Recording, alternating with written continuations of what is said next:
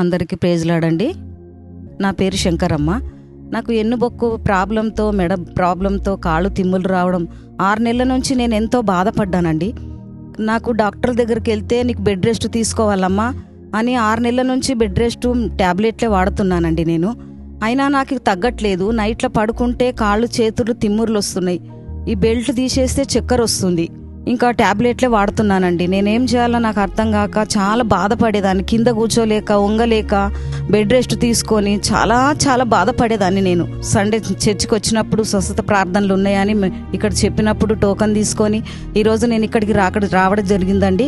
నాకు ఆశ మేడం గారు నాకు ప్రేయర్ చేశారండి. ఇప్పుడు మెడకు, మోకాళ్ళకు, నడుముకు ప్రేయర్ చేశారండి. నాకు ఇప్పుడు చాలా తగ్గిపోయిందండి.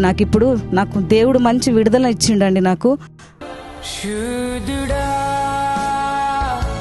శుద్ధుడా పరిశుద్ధ ప్రభువా శుద్ధుడా శుద్ధుడా పరిశుద్ధ ప్రభువా శుద్ధుడా శుద్ధుడా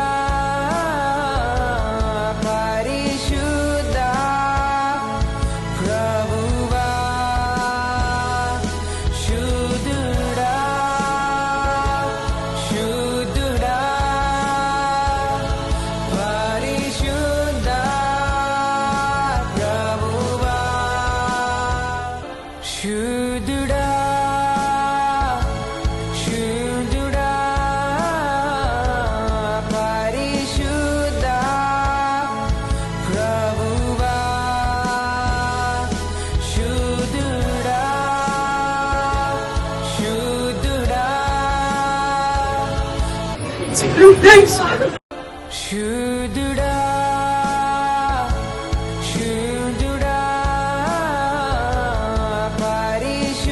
పరిశుద్ధ ప్రభువా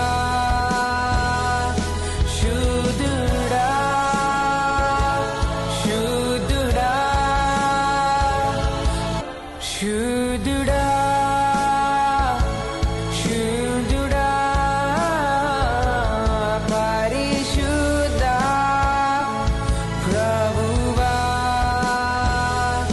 శుద్ధుడా శుద్ధుడా. మెడకు, నడుముకు బెల్ట్ పెట్టుకొని వచ్చాను నేను.